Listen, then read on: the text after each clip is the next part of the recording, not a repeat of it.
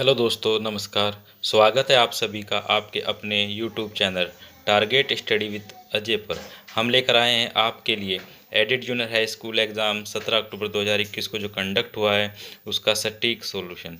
ये first shift का जो एग्ज़ाम था और इसमें जो सहायक अध्यापक की भर्ती होनी है 1500 के आसपास पद है जूनियर हाई स्कूल जो हैं एडिड उनके लिए। तो आइए दोस्तों वीडियो को शुरू करते हैं। दोस्तों हम आपको दिखाना चाहेंगे ये बुकलेट है, जो बुकलेट सीरीज़ दी गई है, सीरीज़ 1A दी गई है। ये है पुस्तक सीरीज जो है। यहाँ पर जो टाइम भी दिया गया है, ये टाइम दिया गया है 2 घंटे 30 मिनट का टाइम है। और जो पूर्णांक मैक्सिमम मार्क्स हैं वो 150 के होंगे।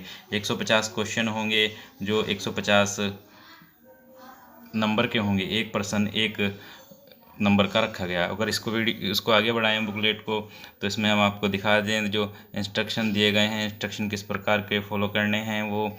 जो इसमें प्रश्न पत्र भाग 2 दिया गया है वो खास है। इसमें जो भाषा दी गई थी संस्कृत, हिंदी और अंग्रेजी, ये तीनों दी गई थी। और अगर जो आपके अपने जो 100 नंबर का क्वेश्चन आने थे वो सामाजिक अध्ययन, विज्ञान और गणित की जिसके अपने ग्रेजुएशन में सब्जेक्ट थे उनको हल करना था।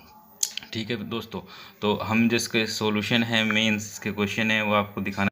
एक बार आपको यहाँ पे भी नज़र मार लेनी चाहिए कि भाग जो 1 में दिया गया है सामान्य ज्ञान अनिवार्य है, सबके लिए कंपलसरी था, जो 1 से 50 तक का इसका ये रहा है 1 से 50। और पार्ट 2 में था जो संस्कृत, हिंदी, अंग्रेजी, इनमें से कोई एक था। और जो इसका या सामाजिक अध्ययन या गणित का इसमें सोल्यूशन करना था। ठीक है दोस्तों, तो आइए क्वेश्चन को शुरू करते हैं। हाँ तो दोस्तों हमारा पहला प्रश्न है, अकबर ने किस वर्ष पहली बार, हाँ जी अकबर ने या मुगल साम्राज्य से क्वेश्चन हर एग्जाम में आता है। अकबर ने किस वर्ष पहली बार जजिया कर समाप्त कर दिया? हाँ जी, जजिया कर कब समाप्त किया? तो दोस्तों जजिया कर जो समाप्त किया था अकबर के द्वारा वो किया गया था 1564 में। हाँ जी 1564 में जजिया कर समाप्त कर दिया। क्वेश्चन नंबर 2, ये क्वेश्चन अगर 2 की बात करें तो अभी हाल ही में जो पैट का एग्जाम हुआ था उसमें भी इस तरह का क्वेश्चन पूछा गया था और बार बार इस तरह के क्वेश्चन पूछे जा रहे हैं सुभाष चंद्र बोस से और भारतीय राष्ट्रीय कांग्रेस से। ये तो कन्फर्म सा भी हो गया है। तो क्वेश्चन है 1938 में भारतीय राष्ट्रीय कांग्रेस के अध्यक्ष कौन निर्वाचित हुए थे? तो वो हुए थे दोस्तों सुभाष चंद्र बोस। और क्वेश्चन अभी पैट में आया था कि सुभाष चंद्र बोस जब 1938 में कांग्रेस के अध्यक्ष हुए थे और बीच में इन्होंने त्यागपत्र दे दिया था, उसके बाद कौन बने थे अध्यक्ष? तो उसमें बने थे वो बने थे जो हमारे प्रथम राष्ट्रपति थे, तो डॉक्टर राजेंद्र प्रसाद। हाँ जी, कौन बने थे? डॉक्टर राजेंद्र प्रसाद अध्यक्ष बने थे। बात कर लेते हैं क्वेश्चन नंबर 3 की। क्वेश्चन नंबर 3 है हमारा, हतोलिखित में से किस वर्ष सुरेंद्र नाथ बनर्जी को सिविल सेवा से हटा दिया गया था? तो दोस्तों सिविल सेवा से जो हटा दिया गया था वो हटा दिया गया था 1874 में। हाँ जी, कब हटा दिया गया था सुरेंद्र नाथ बनर्जी को सिविल सेवा से? 1874 में। क्वेश्चन ये भी आता है कि पहले भारतीय कौन थे जो सिविल सेवा में सेलेक्ट हुए थे? तो वो सुरेंद्र नाथ बनर्जी थे दोस्तों, ये भी याद रखिएगा। ठीक है, नेक्स्ट क्वेश्चन है क्वेश्चन नंबर 4, ब्राह्मी लिपि का उद्वाचन ये किसने किया या किसने इसको पढ़ा है? तो वो पढ़ा है जो जेम्स प्रिंसेस ने। किसने पढ़ा गया, किसके द्वारा पढ़ा गया? प्रिंसेप्स के द्वारा। इसको बात कर लेते हैं क्वेश्चन नंबर 5 पे। अगर हम क्वेश्चन नंबर 5 की बात करें तो ये इस प्रकार है कि इन्हें जो वंश दिए गए हैं निम्नलिखित राजवंश उन्हें सही क्रम में लगाना है। तो सबसे पहले जो आया है वो आया हर्यक वंश। हाँ जी, बात करें सबसे पहले जो आया है हर्यक वंश। उसके बाद बात करते हैं कौन आया, उसके बाद आया जी नंद वंश।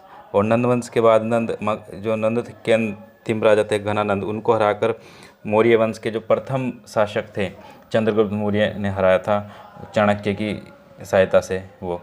और जो मौर्य वंश का अंतिम शासक था उनके जो सेनापति थे उन्होंने शुंग वंश की स्थापना करी थी। तो ऑप्शन 2 दोस्तों इसमें सही है। ठीक है, आगे चलते हैं। क्वेश्चन नंबर है 6। क्वेश्चन नंबर 6 की बात करें, जनगणना 2011 के अनुसार भारत में साक्षरता दर कितनी है? तो भारत में जो साक्षरता दर है दोस्तों वो है 74.04%। कितनी है? 74.04%। क्वेश्चन नंबर 7 है हमारा, उत्तर प्रदेश के बजट 2021-22 के अंतर्गत मुख्यमंत्री समग्र संपदा विकास योजना के लिए कितना आवंटन किया गया है? तो उसके लिए किया गया है योजना के लिए आवंटन 1000 करोड़। हाँ दोस्तों, कितना किया गया है? 1000 करोड़ का आवंटन किया गया। आगे बढ़ते हैं। अगर क्वेश्चन नंबर 8 की बात करें, निम्नलिखित में से मृदा अपरदन के कारक या कारणों का पहचानिए। तो इसमें जो कारण और कारक हैं, पहला है बहता हुआ जल। हाँ जी, भूजल तो नहीं होगा क्योंकि वो तो इसमें सही है। और तीसरा है इसमें समुद्र की लहरें। हाँ जी, जो मिट्टी का अपरदन करती हैं, मिट्टी को काटती हैं, कौन सी काटती हैं? एक तो बहता हुआ जल काटता है और समुद्र की लहरें काटती हैं। तो ऑप्शन 3 ए सी सही है। क्वेश्चन नंबर जो हमारा 9वां है वो इस प्रकार है, जैव विविधता। जैव विविधता क्या है या जैव विविधता किसे कहते हैं? तो दोस्तों मेरे हिसाब से तो इसमें जो होगा आनुवांशिक विभिन्नताएं, पृथ्वी पर उपस्थित सभी जैविक जातियाँ, जैव समुद्र समुदायों की विभिन्नता और पारिस्थितिक तंत्र की विशेषताएं। तो ऑप्शन 2 ये सभी। इस तरह के क्वेश्चन का जो आंसर होता है दोस्तों ये सभी होता है जैव विविधता की बात करें। ये जिसका क्वेश्चन है क्वेश्चन नंबर 10, ध्वनि प्रदूषण की तीव्रता को मापते हैं। तो ध्वनि की प्रदूषण की तीव्रता को मापते हैं डेसिबल से। हर बार या किसी भी परीक्षा में क्वेश्चन मोस्टली पूछ लिया जाता है। निम्नलिखित में से कौन सी बीमारी वायरस जनित है? जो वायरस से होती है जी, वो जी है रेबीज। रेबीज किससे होती है? कुत्ते के काटने से होती है। और हाल ही में करंट का क्वेश्चन था कि रेबीज मुक्त भारत का पहला राज्य कौन सा बन गया है? तो रेबीज मुक्त जो भारत का पहला राज्य बन गया है वो बन गया है गोवा। कौन सा बन गया है दोस्तों? गोवा। गोवा राज्य में एक भी रेबीज का केस नहीं आ रहा है। नेक्स्ट क्वेश्चन है क्वेश्चन नंबर 12। इसका जो आंसर है वो है हृदय। तो क्वेश्चन को पढ़ लेंगे एक बार। ईसीजी किस अंग की विद्युतीय गति का ग्राफिक प्रदर्शन करता है? तो ईसीजी किस चीज़ की होती है? तो दोस्तों ये होती है हृदय की। किसकी होती है? हृदय की। नेक्स्ट क्वेश्चन है केमिस्ट्री का है, प्योर केमिस्ट्री का क्वेश्चन है ये। क्वेश्चन नंबर 13, कार्बन के वो दिए हैं क्रमांक और हाइड्रोजन के दिए हैं, फिर इधर दे दिए Cl क्लोरीन के दे दिए। तो इनमें कंपेयर करके बताना है कि ये किसके उदाहरण हैं। तो दोस्तों ये उदाहरण है समस्थानिक के। किसके उदाहरण है? ये उदाहरण है समस्थानिक के। और कैसे पता लगाएंगे कि समस्थानिक है? ये कार्बन पे 6, कार्बन पे 6 नीचे, हाइड्रोजन पर 1, हाइड्रोजन पर 1 और Cl पे 17, Cl पे 17। तो समस्थानिक ये नीचे जो आ गए वो समस्थानिक इनके बराबर है। ठीक है। नेक्स्ट है क्वेश्चन नंबर 14, निम्नलिखित में से कौन सा अम्ल मुख्यतः टमाटर में उपस्थित रहता है? तो जो टमाटर में मुख्यतः उपस्थित रहता है दोस्तों वो रहता है सिट्रिक अम्ल और मौलिक अम्ल। कौन सा रहता है? सिट्रिक अम्ल और मौलिक अम्ल। क्वेश्चन 15 पे चलते हैं। पेरिस में 21वां संयुक्त राष्ट्र जलवायु परिवर्तन शिखर सम्मेलन कब हुआ? तो दोस्तों पेरिस में जो 21वां संयुक्त राष्ट्र जलवायु परिवर्तन हुआ था वो हुआ था 2015 में। हाँ जी, कब हुआ था? 2015 में ये आयोजित किया गया था। जो बहुत खास क्वेश्चन है, लगातार क्वेश्चन ये बना रहेगा एग्जाम की दृष्टि से। निम्नलिखित में से कौन सा एक सुमेलित नहीं है? तो सुमेलित नहीं है, अगर हम पहले सुमेलित वाले की बात करें तो एसिडिक अम्ल नींबू में होता है, खट्टा होता है। माल्टोज माल्ट में होता है, ये भी सही है। एसिटिक अम्ल दही में होता है। तो जो गलत है वो है फार्मिक अम्ल। फार्मिक अम्ल गलत है। अगर हम दूध की बात करें तो दूध में लैक्टिक अम्ल पाया जाता है दोस्तों, जिसे खट्टा पदार्थ बनाता है वो लैक्टिक अम्ल दूध, तो ये अलग होगा। नेक्स्ट है हमारा क्वेश्चन नंबर 17 पे चलते हैं। रक्षा मंत्रालय भारत सरकार द्वारा अगस्त 2020 में प्रारंभ किया गया सार्थक निम्नलिखित में से संबंधित है? किससे संबंधित है? तो जो सार्थक शुरू किया गया भारत सरकार के रक्षा मंत्रालय ने वो क्या है? अपतटीय गश्ती जहाज। हाँ जी, कौन से? जो हमारे अपतटीय गश्ती जहाज हैं, क्योंकि जो समुद्र से लगे हुए कितने राज्य हैं हमारे दोस्तों? 9 याद रखना। तो अपतटीय गश्ती जहाज है हमारा जो है सार्थक। 18 है हमारा, निम्नलिखित में से कौन सा भारत का पहला 100% जैविक केंद्र शासित प्रदेश बन गया है? तो 100% जैविक केंद्र शासित प्रदेश बन गया है वो है लक्षद्वीप। पिछली एक परीक्षा उसमें भी क्वेश्चन पूछा गया था लक्षद्वीप। क्वेश्चन नंबर 19 पे चलते हैं। निम्न घटनाओं को कालक्रम अनुसार व्यवस्थित कीजिए और नीचे दिए गए गुटों में से सही का चयन कीजिए। हाँ जी, अगर हम बात करें साइमन कमीशन 17 में आया, 2 फरवरी 17 में। जलियांवाला कांड जो हुआ था 13 अप्रैल 1919 को हुआ था। और महात्मा गांधी जी ने दांडी यात्रा की थी वो की थी 12 मार्च 1930 को। अगर इस कालक्रम को हम सही से लगा लेंगे तो पहले लगाने की हमें जरूरत नहीं है। सबसे लास्ट में क्या रखेंगे हम? 1930, तो तीसरा ऑप्शन सबसे लास्ट में। फिर हम चुनेंगे 1 और 3 में। फिर देखते हैं हमारा सेकंड लास्ट कौन सा रहने वाला है? Second last Simon commission. Simon commission पहले पे। तो बाकी दोस्तों में देखने की जरूरत नहीं है, क्योंकि फिर उस सामने आता है कि मृत्यु 1915 में हुई, तो ये हमें याद भी नहीं था। तो हमारा पहला ऑप्शन इसमें सही होगा। ऐसी ट्रिक से क्वेश्चन सही होते हैं। पर क्वेश्चन नंबर 20 की बात करें, 20 की बात करें, निम्नलिखित नेताओं में से किसने क्रांतिकारी संगठन अभिनव भारत समाज की स्थापना की थी? दोस्तों ये क्वेश्चन बार बार रिपीट होगा, अभी हाल ही में चर्चाओं में भी हैं। जो हमारे गृह मंत्री हैं वो कहाँ पे गए हुए हैं? वो जो विनायक दामोदर सावरकर जेल में थे, जिस जेल में थे काला पानी की जेल में, पोर्ट ब्लेयर, वहाँ पे गए हुए हैं। तो चर्चाओं में है, क्योंकि भारत सरकार जो है विनायक दामोदर सावरकर को भारत रत्न देने के लिए नामित करने जा रही है, तो ये चर्चाओं में रहेगा। तो अभिनव भारत समाज की जो स्थापना की गई थी 1904-05 के आसपास विनायक दामोदर सावरकर ने की थी। ठीक है दोस्तों,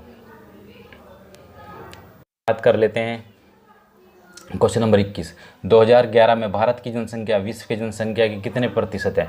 तो वह 17.7। दोस्तों याद रखना, जनसंख्या का खतरा 17। कैसे याद रखोगे?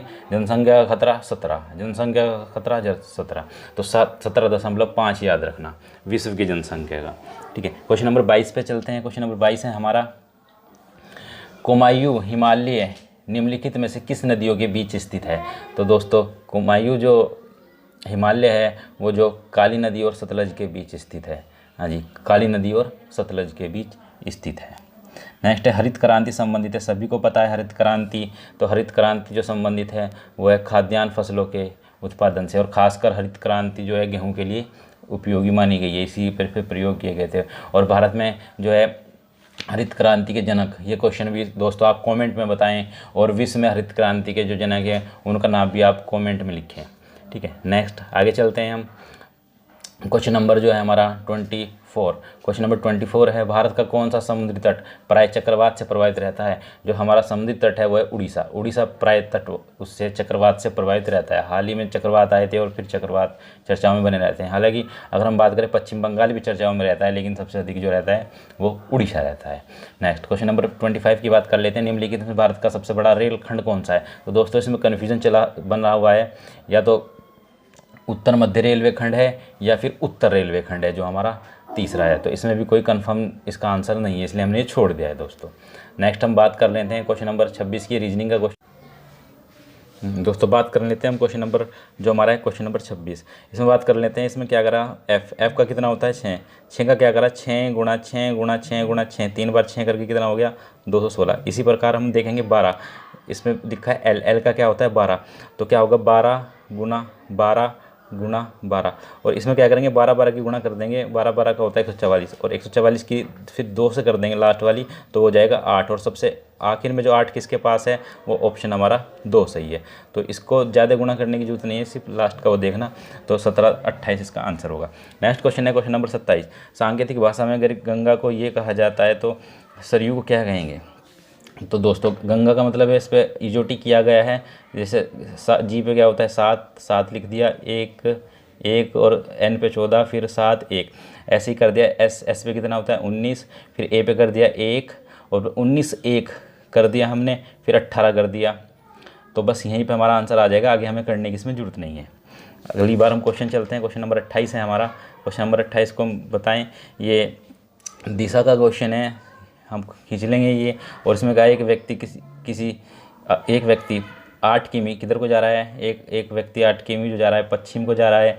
जब वो 8 किमी पश्चिम को चलता है, फिर वो 6 किमी उत्तर को जाता है। 6 किमी कहाँ जा रहा है, वो उत्तर को जाता है, और वह अपने आरंभिक स्थान से कितनी दूरी पर, तो ये बन गया जी। अब इसमें क्या लगा लेंगे हम, अब इसमें लगा लेंगे हम पाइथागोरस प्रमेय। पाइथागोरस प्रमेय से क्या होगा 36 का स्क्वायर कर लेंगे, और फिर 8 का स्क्वायर कर लेंगे 64। 36 8 का स्क्वायर करने के बाद आ जाएगा √100, और जब 100 आ जाएगा उसको खोलेंगे पाइथागोरस के, तो 10 इसका आंसर हो जाएगा। ठीक है दोस्तों, क्वेश्चन है दोस्तों, ये घड़ी का क्वेश्चन है हमारा। 2:30 पर दोनों सुइयों घंटा तथा मिनट के बीच कितने अंश का कोण होगा? तो इसके अंश का जो कोण होगा 105 होगा। फिर क्वेश्चन नंबर 30 है, सैद्धांतिक बताइए प्रयागराज कहाँ है? देखिए प्रयागराज में क्या है, गंगा नदी है। ठीक है, और अयोध्या में क्या है जी, सरयू, और सरयू का जो घाघरा है उसका नाम सरयू कर दिया गया है। जो मदिरा जल के द्वारा वहन होती है क्या कहलाती है, जलोढ़। हाँ जी, क्या कहलाती है, जलोढ़ कहलाती है। क्वेश्चन नंबर 32 की बात करें हम, भोज्य एवं भक्षक के रूप में विभिन्न प्रजातियों का अनुक्रमित संबंध क्या कहलाता है? तो कहलाता है भोजन श्रृंखला। क्या कहलाता है दोस्तों, भोजन श्रृंखला। समुद्र के तट पर रहने वाले जंतुओं को क्या कहते हैं? तो समुद्र के तट पर जो रहने वाले जंतु हैं उन्हें कहते हैं बेंथिक। क्या कहते हैं दोस्तों, बेंथिक कहलाते हैं वो। दोस्तों हमारा क्वेश्चन, तो नेक्स्ट क्वेश्चन है हमारा क्वेश्चन नंबर 34। इसमें बात कर लेते हैं, एक पावर हाउस का सामर्थ्य 200 मेगावाट है, इसके द्वारा प्रतिदिन उत्पन्न विद्युत ऊर्जा, तो ये क्या होगी दोस्तों, ये मिसप्रिंट है थोड़ा, तो ये होगी 4800 मेगावाट। ये निशान गलत लग गया, तो क्या होगी 4800 मेगावाट। और बहुत अच्छा सा क्वेश्चन 35, राष्ट्रीय विज्ञान दिवस कब मनाया जाता है? तो वो मनाया जाता है 28 फरवरी को। और आपको बता भी दें कि 28 फरवरी को ही क्यों मनाया जाता है, क्योंकि जो हमारे पहले भौतिक वैज्ञानिक थे जिन्हें भारत रत्न को नोबेल पुरस्कार मिला था, उन्होंने क्या किया था 28 फरवरी 28 फरवरी 1930 को रमन इफेक्ट प्रभाव को क्या करा था, ईजाद किया था, खोज की थी रमन इफेक्ट की 28 फरवरी 1930 को सीवी रमन। इसलिए 28 फरवरी को हम राष्ट्रीय विज्ञान दिवस मनाते हैं। नेक्स्ट क्वेश्चन है दोस्तों,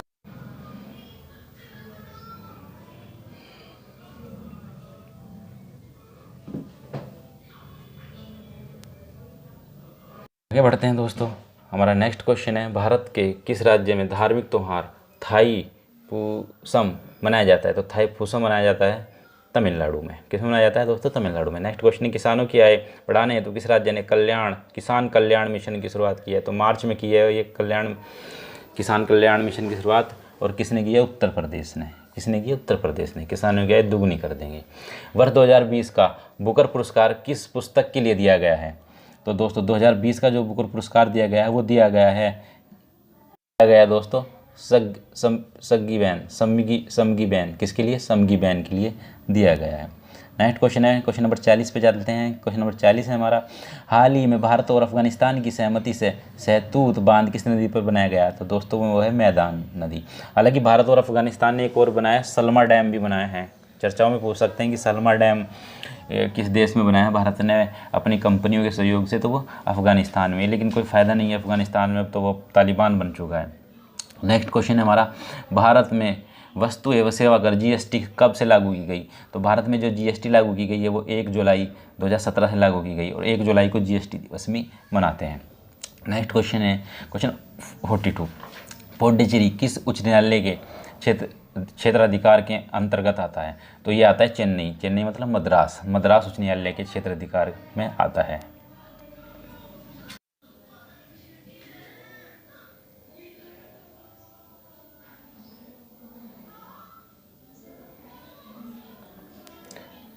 क्वेश्चन नंबर है दोस्तों हमारा 44, तंजौर के बृहदीश्वर मंदिर का निर्माण किसने कराया था? वो कराया था राजप्रथम ने। किसने कराया था? राजप्रथम ने। आगे चलते हैं हम, अटल नवाचार मिशन संबंधित है। तो अटल नवाचार जो मिशन है ये हमारा जो है एक मिशन है जो नीति आयोग के सहयोग से चला रहा है हमारा जो मंत्रालय है अटल नवाचार मिशन, और वो कौन सा कार्य कर रहा है? उद्यमशीलता विकास के लिए ये नवाचार मिशन चलाया जा रहा है। इंडेक्स भी जारी करते हैं नवाचार के लिए तो नीति आयोग। नेक्स्ट क्वेश्चन है हमारा, भारत के किस राज्य में वन के अंतर्गत क्षेत्र सबसे अधिक है? तो दोस्तों बार बार क्वेश्चन पूछे जाते हैं, मध्य प्रदेश। कौन सा है राज्य? मध्य प्रदेश। निम्नलिखित में से कौन सी नदी डेल्टा नहीं बनाती? तो डेल्टा नहीं बनाने वाली जो नदी है वो है नदी नर्मदा। हाँ जी, डेल्टा ना बनाने वाली या पश्चिम में गिरने वाली कौन सी नदी है? नर्मदा। क्वेश्चन नंबर 48 है, कैबिनेट मिशन भारत में कब आया? तो कैबिनेट मिशन भारत में आया मार्च 1946 में। कब आया? मार्च 1946 में कैबिनेट मिशन भारत में आया था। क्वेश्चन नंबर 49 है, भारत में उपराष्ट्रपति पदेन सभापति होता है। जी, जो उपराष्ट्रपति होता है पदेन सभापति होते हैं किस चीज़ के? वो राज्यसभा के पदेन सभापति हैं। कौन है इस वक्त? वेंकैया नायडू। क्वेश्चन नंबर 50 जो आज का हमारा फाइनल क्वेश्चन है, भारतीय संविधान के 11वीं सूची में कुल कितने विषय हैं? तो ये विषय पूछने लगे हैं दोस्तों, और ये विषय हैं 29। ठीक, तो कितने विषय हैं? 29 विषय हैं। अगर वो पूछते कि 12वीं अनुसूची में कितने हैं तो उसमें हैं 68। अब विषय पूछने लगे तो एक बार विषयों को पढ़कर जरूर जाएं। दोस्तों अगर आपको हमारी ये वीडियो पसंद आई हो तो हमारी वीडियो को लाइक करें, हमारी वीडियो को शेयर करें। धन्यवाद।